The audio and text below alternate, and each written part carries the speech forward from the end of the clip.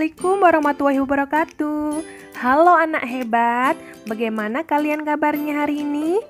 Semoga kalian selalu diberi kesehatan dan dilindungi oleh Allah Subhanahu wa Ta'ala ya. Kali ini Ibu akan membahas mengenai materi suhu dan kalor. Nah, materi ini pasti kalian sudah dapatkan di bangku SMP. Nah, jadi pada bangku SMA atau SMK, kalian akan mendalami materi suhu dan kalor. Maka simak baik-baik ya anak-anak. Apa yang kalian bayangkan jika menyentuh kedua benda ini? Pastinya, kalian itu akan merasakan panas atau dingin, bukan? Nah, sebenarnya apa sih itu panas atau dingin? Nah, jika kalian sedang membicarakan panas atau dingin, maka sebenarnya kalian itu sedang membahas mengenai suhu. Nah, suhu adalah ukuran derajat panas atau dinginnya suatu benda. Secara mikroskopis, suhu itu menunjukkan energi yang dimiliki oleh suatu benda. Walaupun indera peraba kita dapat merasakan panas dan dingin, tetapi hasilnya itu tidak akurat. Nah, maka dibutuhkan alat khusus untuk mengukur suhu. Nah, lalu apa sih sebenarnya alat yang digunakan untuk mengukur suhu? Apakah penggaris? Bukan. Atau ke gelas beker? Nah, jelas bukan. Lalu apa?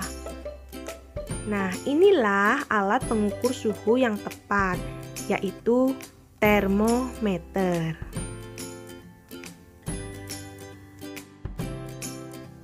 Ada dua jenis termometer, yaitu yang pertama adalah termometer analog. Kemudian yang kedua ada termometer digital. Penentuan titik didih dan titik beku dalam sebuah skala itu berbeda. Untuk skala Celcius dan skala Reaumur ditentukan pada air saat mendidih dan ketika air saat membeku. Untuk skala Fahrenheit ditentukan pada darah saat mendidih dan pada darah saat membeku. Kemudian untuk skala Kelvin ditentukan pada saat partikel itu bergerak dan partikel tersebut berhenti. Perbandingan 4 skala. Selisih titik didih dan titik beku pada skala Celcius adalah 100 derajat. Kemudian pada skala Reaumur adalah 80 derajat. Selanjutnya pada skala Fahrenheit, selisihnya adalah 180 derajat.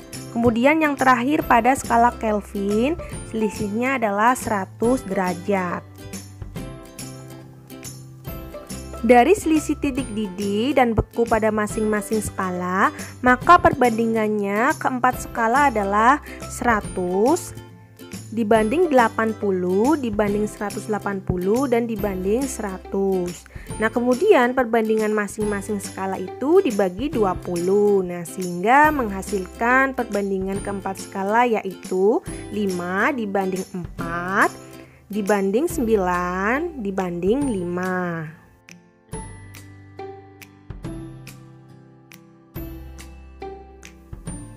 Di negara kita, yaitu negara Indonesia, menggunakan skala Celcius sebagai patokan skala utama dalam mengukur suhu. Nah, maka dari itu kita akan membahas hubungan antara skala, yaitu skala Celcius, Reaumur, Fahrenheit, dan Kelvin.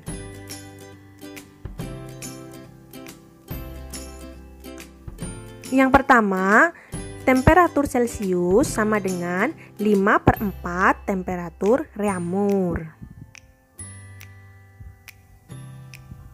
Kemudian yang kedua, temperatur Celcius sama dengan 5/9 temperatur Fahrenheit dikurangi 32 derajat.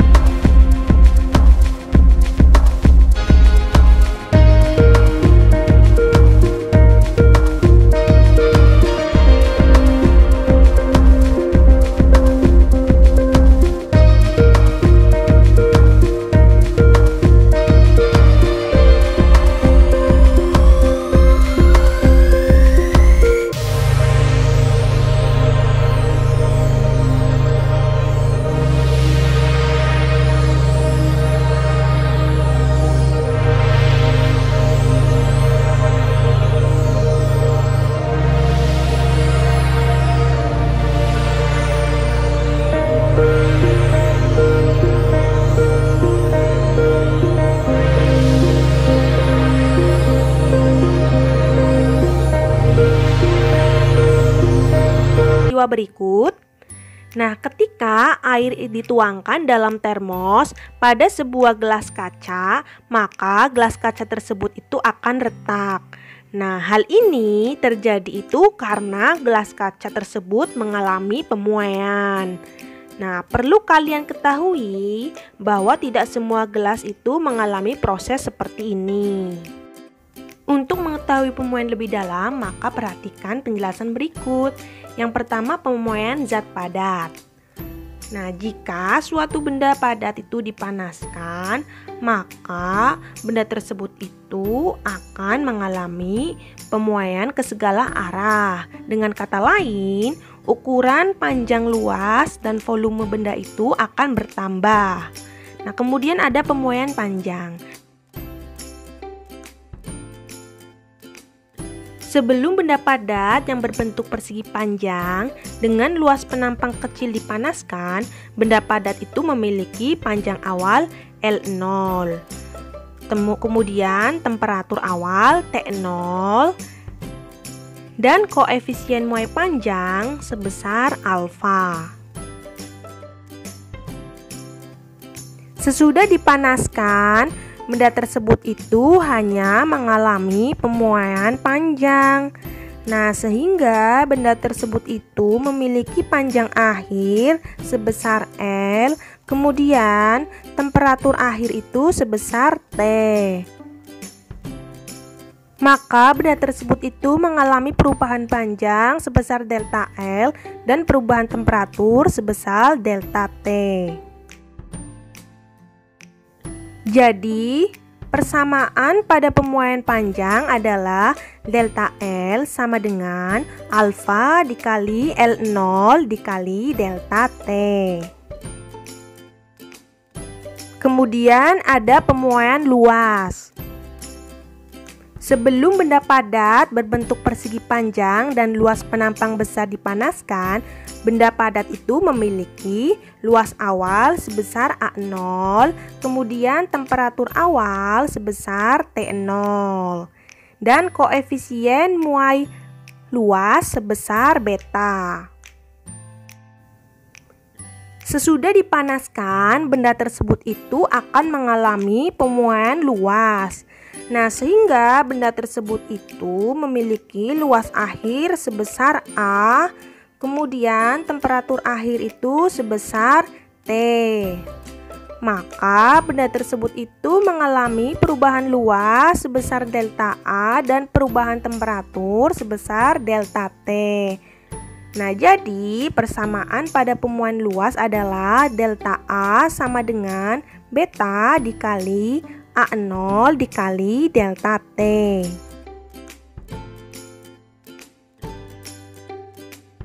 Kemudian ada pemuaian volume. Nah, sebelum benda padat dipanaskan, benda tersebut itu akan memiliki volume awal sebesar V0. Kemudian ada temperatur awal sebesar T0 dan koefisien muai volume sebesar gamma. Sesudah dipanaskan, maka benda tersebut itu akan mengalami pemuaian volume. Sehingga benda tersebut itu memiliki volume akhir sebesar V, kemudian temperatur akhir sebesar T. Maka benda tersebut itu akan mengalami perubahan volume sebesar delta V, kemudian temperatur akhir perubahan temperatur sebesar delta T. Jadi persamaan pada pemuaian volume adalah delta V sama dengan gamma dikali V0 dikali delta T. Di mana alfa adalah koefisien muai panjang, yaitu bilangan yang menunjukkan ukuran pertambahan panjang suatu benda jika mengalami kenaikan temperatur. Sedangkan beta adalah koefisien muai luas, yaitu bilangan yang menunjukkan ukuran pertambahan luas suatu benda jika mengalami kenaikan temperatur. Kemudian ada gamma. Gamma ini adalah koefisien muai volume, yaitu bilangan yang menunjukkan ukuran pertambahan volume suatu benda jika mengalami kenaikan temperatur.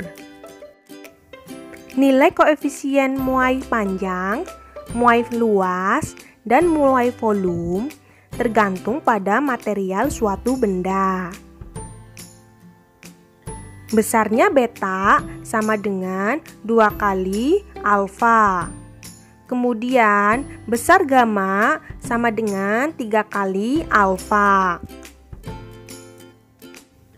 Berikut adalah tabel koefisien muai panjang dan volume pada suhu 20 derajat Celcius dengan material berbagai bahan zat.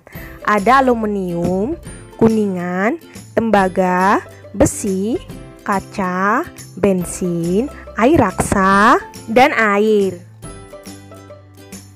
Kemudian ada pemuaian zat cair. Zat cair tidak memiliki pemuaian panjang dan pemuaian luas, namun hanya memiliki muai volume.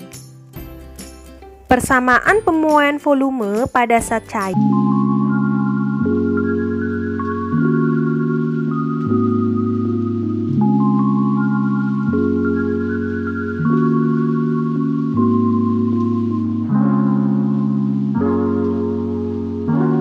air mendidih di atas sebuah kompor. Nah, mengapa hal ini dapat terjadi? Nah, berikut penjelasannya. Panci yang berisi air memiliki temperatur lebih rendah daripada api pada kompor yang memiliki temperatur lebih tinggi.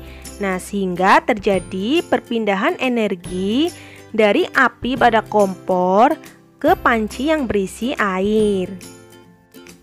Hal tersebut menyebabkan panci menjadi panas dan air menjadi mendidih. Dapat terlihat pada partikel-partikel air yang bergerak sangat cepat. Sebenarnya, energi yang berpindah dari satu benda ke benda yang lain yang berbeda temperaturnya itu disebut dengan kalor. Jika suatu benda yang bertemperatur tinggi disentuhkan atau dicampurkan dengan benda yang bertemperatur rendah, maka akan terjadi perpindahan energi atau aliran energi yang bertemperatur tinggi ke rendah. Maka aliran energi ini yang disebut dengan kalor.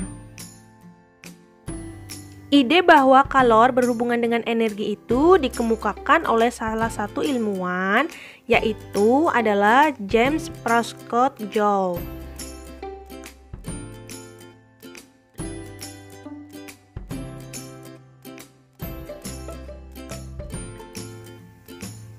Joule melakukan percobaan ini untuk membuktikan bahwa kalor itu seperti usaha yang mewakili sebuah perpindahan energi.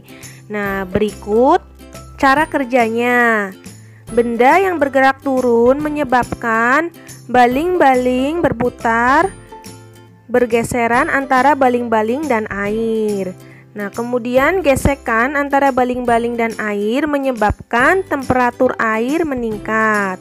Dari percobaan kesetaraan mekanik dan percobaan lainnya, Joule menetapkan sejumlah usaha yang dilakukan itu setara dengan jumlah kalor tertentu. Secara kuantitatif, 1 Nm setara dengan 0,24 kalori. Kemudian, 1 kalori itu setara dengan 4,20 Nm. Dan 1 Joule itu setara dengan 0,24 kalori. Dan 1 kalori setara dengan 4,20 Joule. Kemudian ada kalor jenis. Nah, kalor jenis itu adalah jumlah kalor yang dibutuhkan untuk menaikkan temperatur 1 kg zat sebesar 1 derajat Celcius. Nah, pada abad ke-18, para peneliti itu telah mengetahui bahwa dari jumlah kalori yang dibutuhkan untuk mengubah temperatur dari material itu ditentukan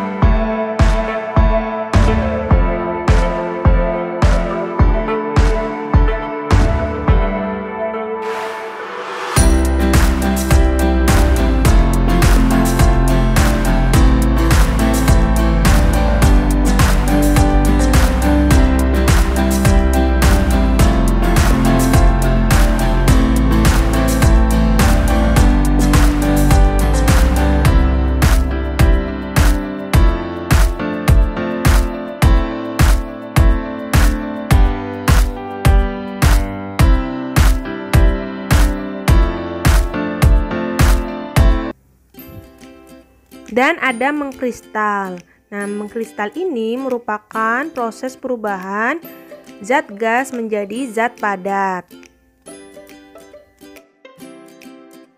Jadi, pengaruh kalor terhadap perubahan wujud zat itu dibagi menjadi dua, yaitu yang pertama membutuhkan kalor, kemudian yang kedua yang melepaskan kalor dalam perubahannya. Kemudian ada kalor laten. Nah, kalor laten adalah kalor yang tersimpan dalam suatu zat untuk mengubah wujudnya dari satu bentuk ke bentuk yang lain. Contohnya perubahan fase dari padat ke cair, yaitu melebur, kemudian perubahan fase dari cair ke gas, yaitu menguap. Grafik kalor laten. Nah, kalor laten hanya terjadi pada grafik nomor 1 dan nomor 2 karena terjadi perubahan fase, yaitu peleburan. Kemudian pada grafik bagian 3 dan bagian 4, nah terjadi perubahan fase penguapan.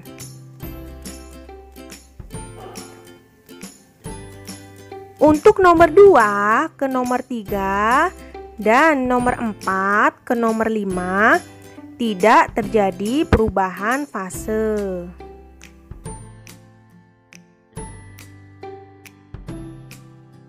Untuk mencari energi yang dibutuhkan untuk mengubah fase zat murni adalah Q sama dengan M dikali L, di mana Q adalah kalor yang ditambahkan atau dilepaskan selama perubahan fase. Terus negatif dan positif itu bergantung pada penambahan atau pengurangan energi dari suatu zat. Dan M adalah massa zat dengan satuan kilogram, kemudian L adalah kalor laten. Perhatikan peristiwa berikut ini. Air yang memiliki temperatur rendah dituangkan ke dalam gelas.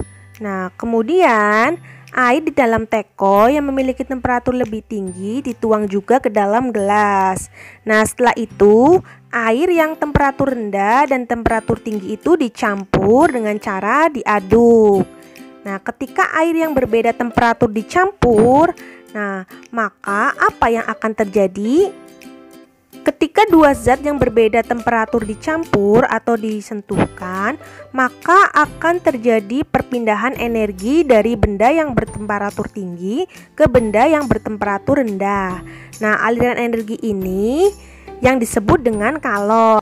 Nah, artinya zat yang bertemperatur tinggi itu akan melepas kalor, kemudian kalor tersebut itu akan diterima oleh zat yang bertemperatur rendah. Hal ini akan terjadi secara terus-menerus sehingga lama-kelamaan temperatur kedua zat tersebut itu akan sama. Saat temperatur kedua zat itu sama, maka tidak ada terjadi aliran energi lagi.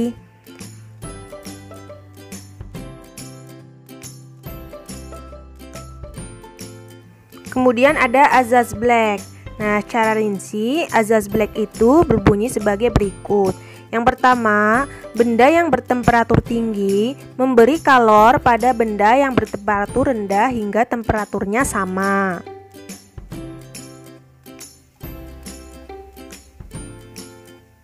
Kemudian yang kedua, jumlah kalor yang diserap sama dengan jumlah kalor yang dilepas.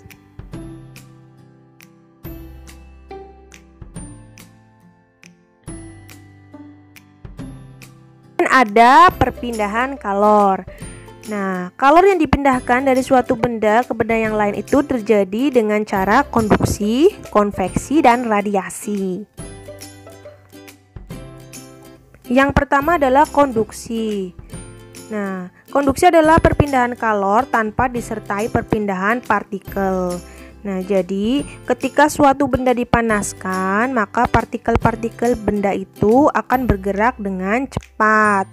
Nah, sehingga partikel satu dengan yang lainnya itu saling bertabrakan. Nah, kecepatan partikel ini akan terus bertambah dengan seiringnya bertambahnya temperatur. Maka lama-kelamaan benda tersebut itu akan panas.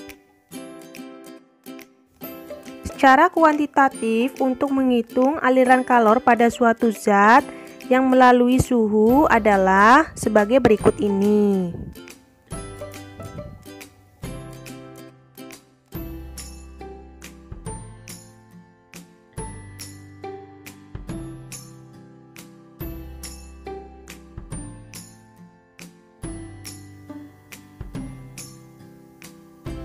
Berikut adalah tabel konduktivitas termal dari berbagai bahan zat.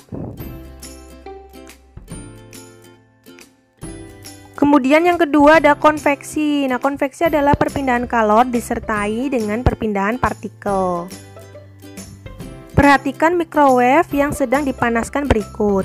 Nah, terlihat partikel dari udara yang panas itu dari bawah, naik ke atas, kemudian partikel-partikel dalam udara di atas microwave itu bergerak ke bawah.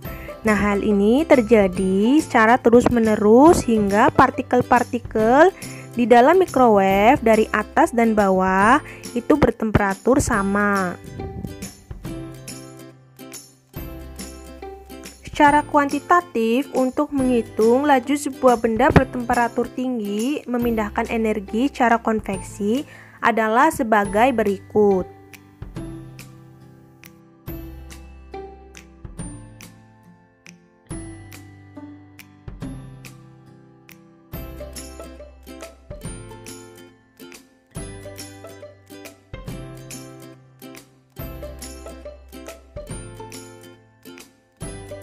Kemudian ada radiasi. Nah, radiasi adalah perpindahan kalor yang terjadi tanpa media apapun. Perhatikan peristiwa berikut ini. Nah, terlihat dua kain yang basah dijemur di bawah teriknya sinar matahari. Nah, radiasi atau pancaran matahari itu membawa partikel-partikel tersebut masuk ke dalam kedua kain yang basah dan mengakibatkan kedua kain tersebut itu lama-kelamaan akan menjadi kering. Secara kuantitatif, kecepatan benda untuk meradiasikan sebuah energi adalah sebagai berikut ini,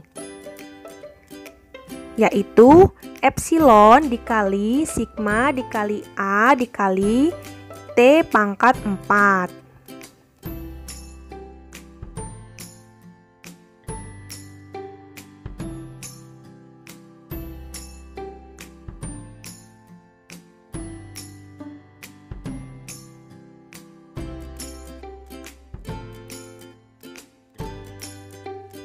Sekian penjelasan dari Ibu mengenai suhu dan kalor ya anak-anak. Nah, sampai bertemu di pertemuan selanjutnya. Wassalamualaikum warahmatullahi wabarakatuh.